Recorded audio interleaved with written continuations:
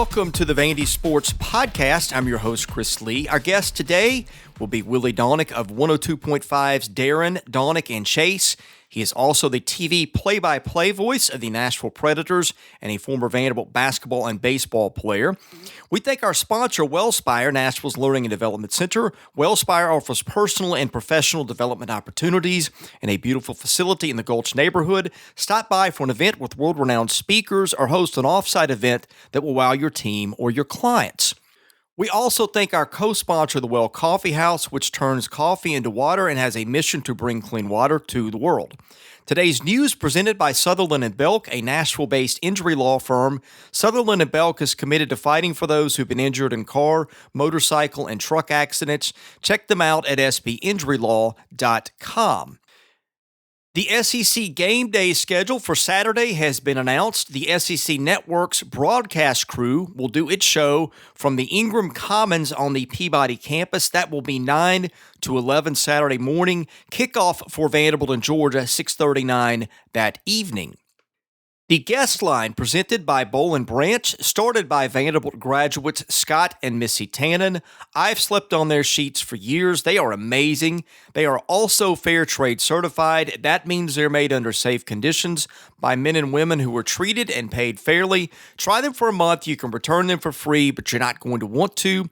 Once you get the sheets, try the mattress. That was voted best mattress of 2018. Go to bollandbranch.com. That's spelled B-O-L-L. Enter the promo code Vandy and get $50 off your first set of sheets. Willy Daunic joins us now. We are going to talk all things Vanderbilt today. With an eye towards football, there's some basketball questions in the mailbag. Willy, thank you for joining us today. I know that baseball, however, is maybe one of the things on your mind right now is Vanderbilt, well, not Vanderbilt, but a lot of Vanderbilt players get set to go to postseason in a month, and it really is shaping up as a fall with a lot of storylines for those who follow Vanderbilt baseball. Thank you for joining us today. We'll get into that, but first of all, welcome to the program. Great to be with you again, Chris. No question about it. If people know me, they're probably not surprised to hear this, but I watch a crazy amount of baseball in general, but it is really so fun to be able to flip around different games. And you can't go more than two games, I'm convinced, without seeing somebody who wore a Vanderbilt uniform recently. It's pretty incredible how many players they have spread out across the league, and there will be a number of them that end up playing in the postseason this year, just like last year. I think the biggest surprise this year, well, there's two of them. Brian Reynolds and what he's doing with the Pirates, and Mike Yastrzemski, who's got 17 home runs. He's a little banged up right now, but he got called up, I think, the last or the next to last week of May, and he's just been killing ball. He had a 472-foot home run in Colorado. Now, I know that's Colorado, but even there you don't see balls hit that far. Those two have really stood out to me. I think you've hit the nail right on the head. Mike Yastrzemski, 6 years in the minor leagues with the Orioles, who never gave him a chance. And in fairness, if you look at his minor league numbers, they wouldn't blow you away. He had some good seasons, but nothing to really indicate that he could do this. But he, to his credit, continued to persevere, believed that he could do it. And as you said, he had to be patient this year. He had to wait till close to Memorial Day to get called up. And then, like you said, he's had all kinds of success. He had a 3 home run game. He's hit walk-off home runs. He's made a number of great plays in the field. Everything that you saw when he played for Vanderbilt stands out to me when you watch him in the big leagues. He just works for everything he's got. He gets every single ounce out of his talent. He always hustles. He makes the right baseball play, and he has given the Giants a huge spark. And it's ironic that the Giants were the ones that traded Brian Reynolds to the Pirates to sort of open up a spot in the outfield for Mike Yastrzemski to eventually get there. And Brian Reynolds is going to finish in the top 5 probably in a very, very deep Rookie of the Year season. I was actually watching him some last night because as a Mets fan, I was hoping his Pirates could knock off the Phillies for me. They let the lead get away late. But it was so much fun watching Brian Reynolds ascend this year. He just keeps hitting. And he's another guy that just, when you watch him play, he looks like a big league player. And you could tell that, I think, the moment he stepped on the field as a true freshman and pretty much won an everyday job with Vanderbilt. Baseball used to be kind of an easy sport to predict player development. You had major league equivalents in the minor leagues and things like that were used as predictors. And if you weren't in the bigs by, say, 25 or 26, you probably had next to no chance. It seems to me like analytics and driveline and launch angles and all these things have made player development is hard or harder probably to predict than ever. It just seems like you just never know who's going to break out. Really, I almost look at it now as who are the kids that are mentally tough? And Reynolds and Yaz were both that. I think that you kind of have that as a foundation on how you handle adversity and the things that are thrown your way in the big leagues. And the rest of it, where it used to be just so seemingly easy to predict, it's almost who knows anymore, Willie. I think it's always part of the fun of it. I think, having played a little bit in the minors, is that it is hard. I don't think anybody's ever going to figure out for sure who is going to end up being successful players in the big leagues. There is a little bit of throw them all out there in 7 layers of the minor leagues and just see who emerges from the group. Almost a little Darwinism in there. But it is interesting how they try to refine the process with analytics and try to look closer at what a guy's numbers are, not necessarily what a guy's tools are, but it's still an evolving process. And there are still guys that I think slip through. I don't know that I ever saw Brian Reynolds on a top prospect list, really.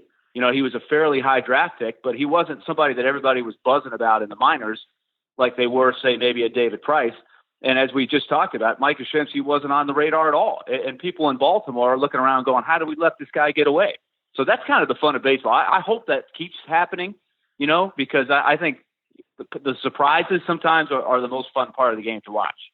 Well, to be fair, you can be really astute as a front office and still miss things. I mean, look at the A's letting Max Muncy go, and now he's just killing it for the Dodgers. But sure. One of the other things that's caught my eye is Derek Johnson's success with the Reds. I was watching the Brewers and the Cardinals last night. I did not realize Milwaukee had let him go, which, boy, how dumb was that? And you look at the success that Derek is having with Sonny Gray at Cincinnati right now, I guess I'm not surprised. And that's one of those that should have been obvious to all of us. He got out of that environment in New York that was bad for him. I think he was upset at the way that they were having him throw pitches that he wasn't comfortable with. And, I mean, getting him back with DJ has just worked wonders for him. I think it's a great point. Starting with Sonny, I think the misconception to those who are, I think, outsiders or probably even the New York media, to me, the misconception is, quote, he couldn't handle the New York pressure, the New York big market. I don't believe that at all. I think anybody who watched Sonny Gray pitch, and even going back to his high school days, Tim Corbin always marvels that. And I was in the booth for one of his 2 state championships at Smyrna High School as a quarterback. They know he's mentally tough. He's a great competitor. I don't think it was the spotlight of New York that was the issue. I think it's exactly what you mentioned, that the Yankees had a certain way that they wanted him to pitch, and it just didn't mesh with the way that he felt comfortable pitching. And I think it became a mental thing after a while, but I don't think it had anything to do with the market. But I think getting reunited with DJ has done exactly what I kind of hoped it would do, and that's getting him back in the groove. And I think that's one of the talents of Derek Johnson. He looks what a pitcher's got. He works towards a pitcher's strengths. I think you've hit it right as well on the Milwaukee situation. The Brewers not having him, I think, has taken its toll on that pitching staff, and they're struggling to stay in the race right now. If you look at Cincinnati's strengths, they don't have a full team ready to compete for a championship yet, but they've got that starting rotation pitching really, really well, and that's something you can build on. Well, speaking of interesting career paths, one that I noticed the other night is I think Drew Verhagen, and I don't follow the AL nearly as much as I do the National League, but I believe he had an 11 strikeout game for Detroit. He wasn't always an interesting one to me because he never overwhelmed me at Vanderbilt. I didn't really realize he was a pro prospect until he was drafted very high. The velo was good, but he never seemed to fool anybody. I wonder if he's a kid who, with analytics and things like that, has maybe changed the way that he approaches the game or throws different pitches or something. I didn't know if you had any insight into what he's done in Detroit, because that one kind of snuck up on me. I think it snuck up on a lot of us. I think if you quizzed Vanderbilt baseball fans and you said list the players that are in the major leagues right now, Drew Verhagen would be probably low on the list. I think you'd really have to know your stuff to realize that he pitched at Vanderbilt, because he wasn't there that long, and the teams that he played for were good, but they weren't the memorable ones that went deep into the NCAA playoffs. But I got to give him all the credit in the world. He's worked his way to the big leagues. He's gone up and down to the bigs, to the minors several times over the last few years, but he keeps coming back. He's not on a very good team right now, to be honest, but he's making a big league paycheck. That's just fantastic stuff. Last one is probably the best one. That's Walker Buehler. He, to me, has just been an incredible MLB pitcher. What do you think the ceiling for his career is, Willie? It's hard to say. I think it's pretty high. What astonishes me about Buehler is he has all these high strikeout games, and it doesn't walk anybody. That's what is really setting him apart from a lot of these guys. I mean, it's what the goal of, I think, every pitcher is now, is keep the ball in the ballpark, don't walk anybody, and get your fair share of strikeouts. That's where the game has gone, the old 3 true outcomes, right? So if you can avoid giving up home runs, get a strikeout per inning, and not walk anybody, you tend to be successful more often than not. But he's an extreme case where he's blowing hitters away, but not issuing any free passes. There are some nights where you can get to him a little bit, but boy, if you're the Dodgers, you really have to like your chances in the postseason with the way he pitched last year and that experience that he gained, and now coming back this year with Kershaw bouncing back the way he has. That's if the Dodgers don't win it this year, it won't be because they don't have everything lined up the way they want it to. Well, when I watch Walker pitch, and I have seen the good outings and the not so good outings. I saw him a couple of weeks ago against the Marlins, where he had one of his rougher outings of the year, and he just wasn't locating his pitches the way he has. I've seen some of his outstanding games, though, Willie, and what he does when he's really on is, he gets strike one just about every time. So when you're working ahead in the count, that expands what you can do. And I think he is so good at hitting right on the edge of the top and the bottom of the zone. I mean, really right on that line that they post on the broadcast, where the borders of the strike zone. He mixes that. He changes eye levels. He changes pitches. And when he's got that and he gets strike one, good luck to you. You know, it's amazing when you watch that box, that strike zone that they put up there, how often the pitchers are within a few inches of whatever spot they're trying to hit. It's pretty amazing. I think the game continues to evolve, and the talent just gets better and better. And Buehler is, as we said, when he's on, he's hitting those spots, and he's doing it with, 98 with movement, in late life, and the power breaking ball that can get the swings and misses. So I think he's only going to get better. You're right. I think that's just ironing out, avoiding maybe the one big inning. Remember, he gave up the grand slam to Ronald Acuna last year in the playoffs. But other than that, he pitched some tremendous games in the postseason for the Dodgers. And so I can't wait to watch him pitch in the postseason this year. Yeah, and I can't either. He started a little slowly, and I think some of that was because maybe the Dodgers gave him the Chris Sale treatment that Boston had, where they maybe backed off his workload a little bit early, and maybe he didn't work as much in spring and wasn't as sharp out of the gate. But to me, if he is primed for the postseason, I think you hit it on the head. That's a guy that's a really key piece for them. Yeah, and I think, in this day and age, that's what you always watch, right? And I think Tim Corbin and the baseball program at Vanderbilt has had a really good track record for the most part of, keeping arms healthy. They've had, knock on wood, they've had their share of injuries here and there, but for the most part, they've done a pretty good job of educating pitchers how to stay healthy, and we know that's a big emphasis now. So it just Buehler falls into line with all the things that you're trying to be conscious of for big league pitchers. Workload, especially if you're pitching well into October. Keeping the ball in the ballpark because the home runs are flying out at an unbelievable rate these days. And so if you can balance all of those things, especially with the talent he has, you're going to be successful. Willie, we've got a lot of questions from different avenues in the mailbag. Before I let the listeners dictate the rest of the show, was there anything else that you wanted to talk about as it relates to Vanderbilt? No, let's hit it. I know we got a big game on Saturday night with Georgia coming into town. That's going to be a lot of fun. So let's hit the mailbag. Yeah, I think we're all ready for the season to get started for sure. Our mailbag is sponsored by Vanderbilt fan and independent insurance agent Josh Minton of Brentwood. Are you in the market for auto, motorcycle, renters, home, or landlord insurance? What about life or commercial insurance? Josh can help you with that too. Call him at 615-933-1979. Email him at josh@hqinsurance.com. Follow him on Facebook. That is facebook.com/JD Minton HQ. He is my insurance agent. Hope you'll make him yours as well.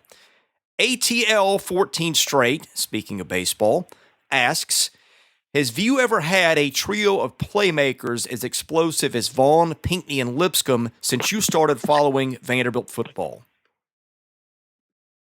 Well, I don't think so. And they've got to go do it, right? They did it pretty well last year. But I think I want to see them fulfill what we think that they're capable of doing. Stay healthy. You got to have the quarterback and you got to have the offensive line do things to help them succeed. I think we might have mentioned this a couple weeks ago, Chris. I think the 2012 team that had Zach Stacy and Jordan Matthews, that's two pretty good ones right there. And then pick a third, whoever you thought the third best playmaker on that team was. Maybe Chris Boyd, maybe Wesley Tate. I don't know, but that's where I think this group probably separates a little bit, is the strength of the third guy. And I think too, as great as Zach Stacy was, I might choose Keyshawn Vaughn in terms of overall talent. I think the thing that's going to be key is keeping him on the field for the entire season. That's where Stacy was really good. He was consistent being out there, Ralph Webb kind of thing. Keyshawn last year, when he was out there, he was phenomenal, but he did miss some time. And I think it's pretty clear that they want to give him some more touches and more opportunities to make the kind of big plays he can make. And so I think it's all set up for him to do great things. I'm just, I got my fingers crossed that he goes and does, and all three of those guys do what we know they're capable of doing. I think this is a good way to put it in comparison to history. I think back to the decades of the 90s and the 2000s for sure. I don't think you could take Vanderbilt's three best playmakers those entire decades on offense and come up with three better than the three they have this year. I would have to rack my brain. I think, Jay Cutler and Earl Bennett were a great tandem, but I don't think you could find a third that would get into that category. We know the quarterback is such a big part of the equation. I mean, for those guys to be what we think they can be, they got to have a quarterback that can distribute the ball efficiently for them to get the production. So that's the intriguing part of it. I think anytime you're thinking of a big three, usually the quarterback is one of those three. This one from Memorial Magic, we will switch gears to hoops. He asked you to talk a little bit about Eddie Fogler and what he brought to Vanderbilt as a coach. He says, I remember his teams being so intelligent and how they executed on the secondary break, followed by an intricate motion offense that had defenses scratching their heads. He says, on defense, we constantly switched between zone and man, surprise double teams at opportune times. He says, I can't think of very many high major teams that play that way anymore. It is seemingly all about out-talenting you. Is Fogler's approach viable anymore at the high major level? Well, first of all, it's a very accurate synopsis of what he brought to the table. I do think it's a great question because the game has really evolved. And I think the 30-second shot clock has made it difficult to do a lot of the things that we did effectively back then. When you had a 45-second shot clock, and I still believe that that was the best college basketball in terms of art form, entertainment level, and then couple that with the fact that this was in the last few years before the best players in the game started leaving either right out of high school or after a year or two of college. I mean, think about Shaquille O'Neal and how talented he was, and he played 3 years of college basketball. Just for an example, Jamal Mashburn at least played 2 years. I mean, he'd been one of those one and done guys now. So you had more continuity with the teams and with the top players. You had older teams. You had more experienced teams back then. But you had a 45-second shot clock, and so that enabled you to do a lot of things with patience on offense. I think attention to detail would be the thing that would come to mind for Coach Fogler. Every single situation that could come up in a game, we would have practiced, and we would have practiced with a lot of detail. So we knew exactly what we were going to do, or at least what the options were, because we had practiced them all. And, the question came, about surprise double teams on defense, for example, or a motion offense or a secondary fast break. There was more time to do those things, especially the stuff on offense, because you had 45 seconds to do it. You could run a secondary break and run it all the way through, and then still have 15 or 20 seconds to attack the defense with a motion offense and try to set some screens and get somebody open. Whereas now, once you get the ball across half court, you really only have 10 to 15 seconds of a set that you can run before you start looking up at that shot clock and a little urgency starts kicking in. So it is tough. You have to evolve as a coach, and that's why you got to admire some of the guys who have been able to adjust with the times as long as some of the guys have today. But, I think Coach Fogler was ahead of his time.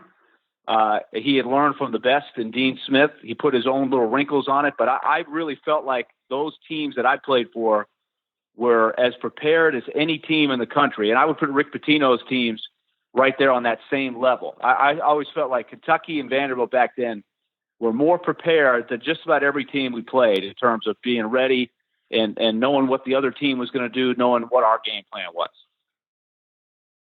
And Arbordor says in the past 10 to 15 years, Vanderbilt has seen some of its strongest recruiting classes in revenue sports as well as non-revenue sports like tennis, golf, and soccer, and has won some national titles. Vanderbilt has also become a top university in terms of academic rankings. Do you think the higher academic ranking has benefited sports and recruiting in particular? I really think it has. I'm always really impressed when I go to other cities, and being a hockey announcer now, every hockey season, I'm spending time in 30 other cities, right? A lot of them, some of them in Canada, but really across the country.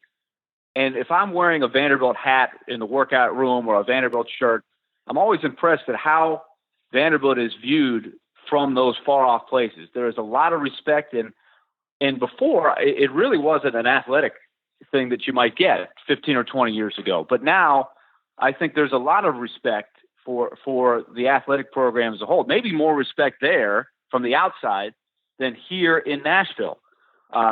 Because I still think the image that you get here in Nashville that lingers is simply the football, the atmosphere of the football game, the overall success of the football team, even though the success in that sport for Vanderbilt is relatively a lot better in the last 10 years than it's been in the previous 30 to 40 years before that. So it's interesting to me, but I think it's such an attractive place from the outside. I think there's a lot of people here who grew up thinking, boy, I'd love to go to Vanderbilt, but maybe they're conflicted because they'd love to go away to school per se, but it's hard to line up all of the things that Vanderbilt has for them, playing in the SEC and being such a great academic school, being in a climate. Let's just take any outdoor sport, whether it be tennis or soccer or especially baseball.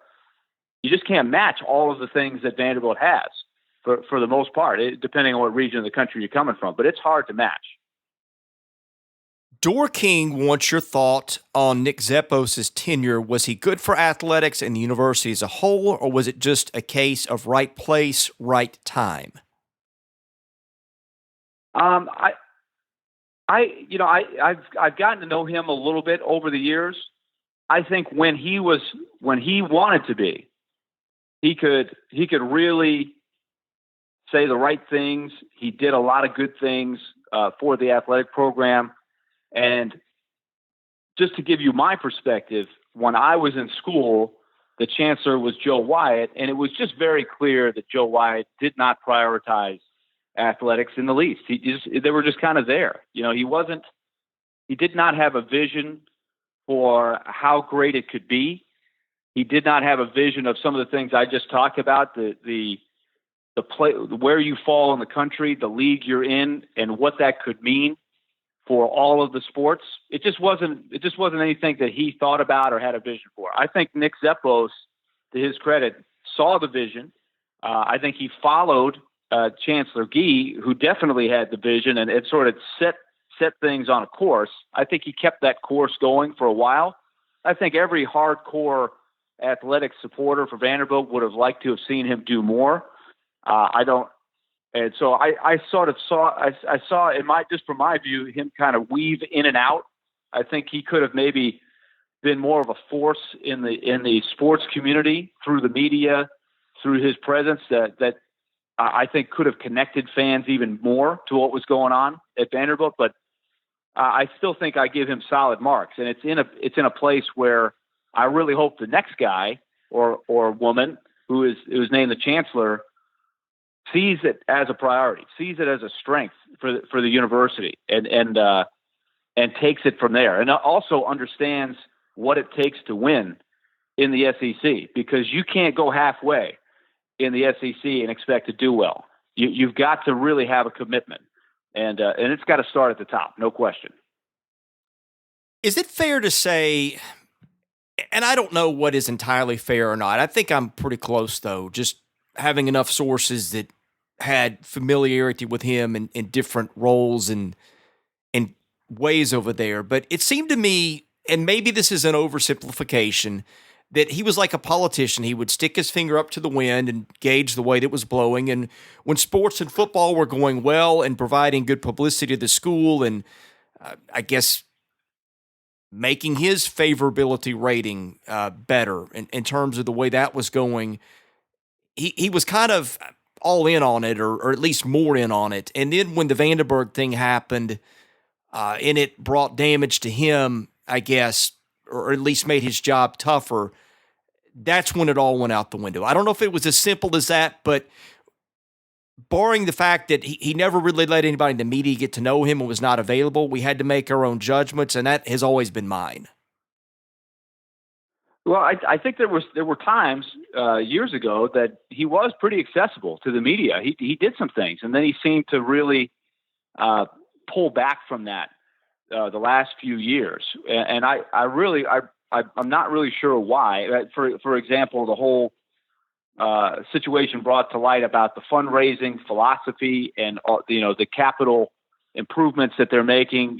By the way, I was a Tower One resident for a couple years, so moment of silence, because Tower One, I'm sure, will be coming down here pretty soon. I saw the video of Tower 3 coming down. I had a lot of friends that lived in Tower 3. I spent a lot of time in that building a lot. And so, these are all great things. Sometimes I think as sports fans, we have a little tunnel vision, and we're only looking at it through the prism of the athletic viewpoint of it. He's got to look way beyond that. And I try to think about that every time I try to say something about maybe something I'm not happy with in terms of where it's going athletically. So I get that, 100%. But I think it's just important, as I was saying before, that if you're not moving the ball forward in terms of evolving your athletic program and keeping up with everything that's going around you, you're going to fall behind in this league. I think that's been made pretty clear. And at the same time, I'm not somebody that's sitting there crazy saying we got to win no matter what, no matter what the cost is. I am 100% a person that says I want to win, but I want to do it with good people. I don't want to make big sacrifices academically.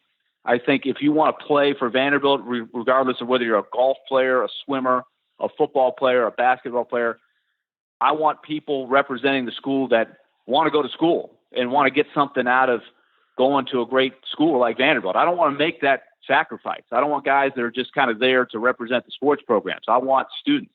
And that's not an easy balance to strike, but I think you can do both if you're fully committed from the top down.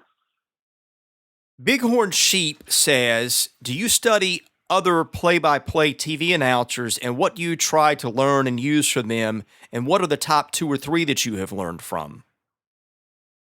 I study a lot.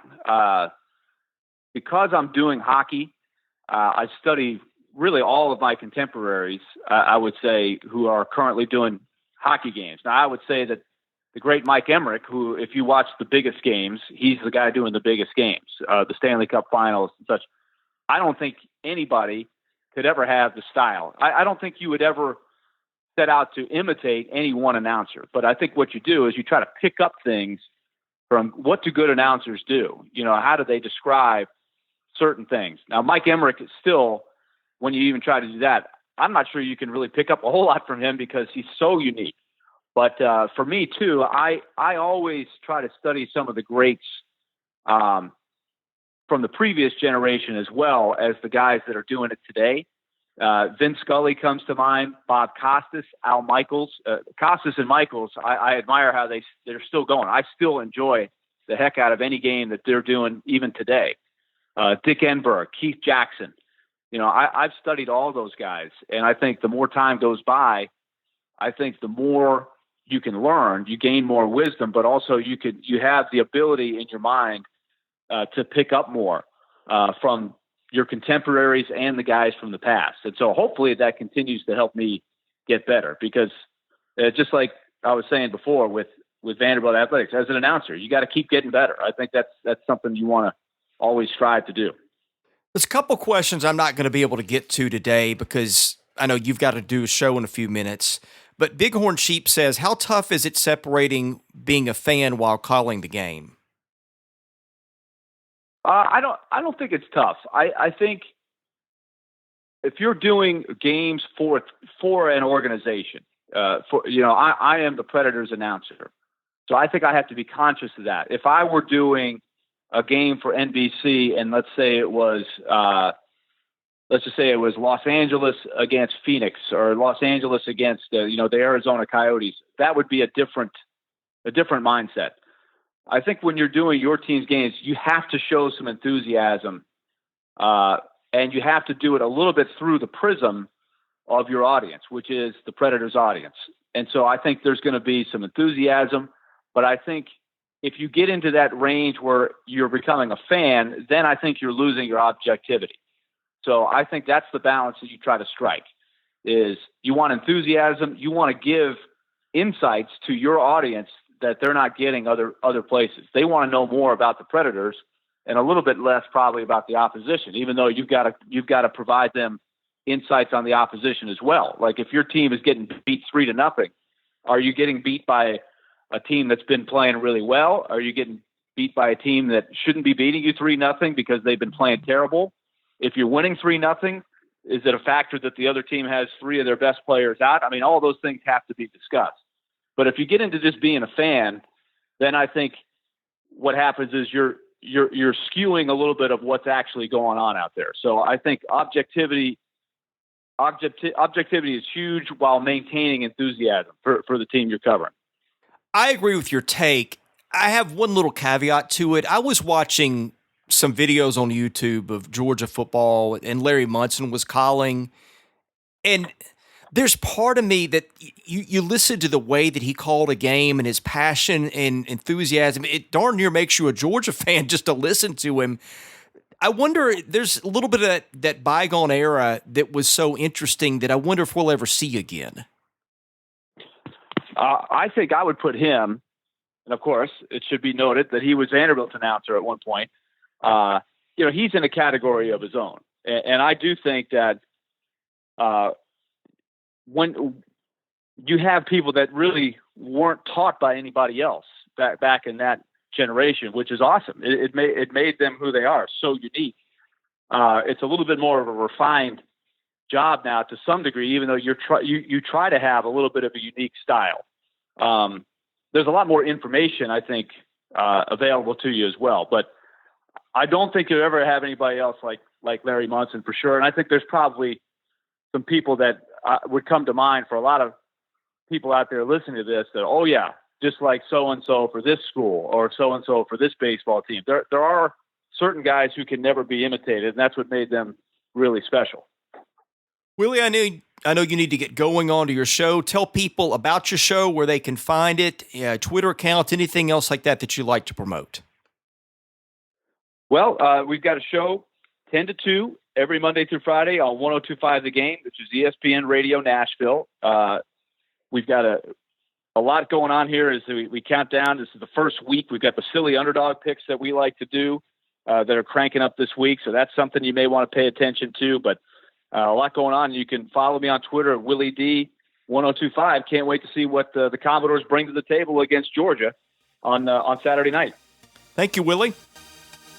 All right. Thanks, Chris.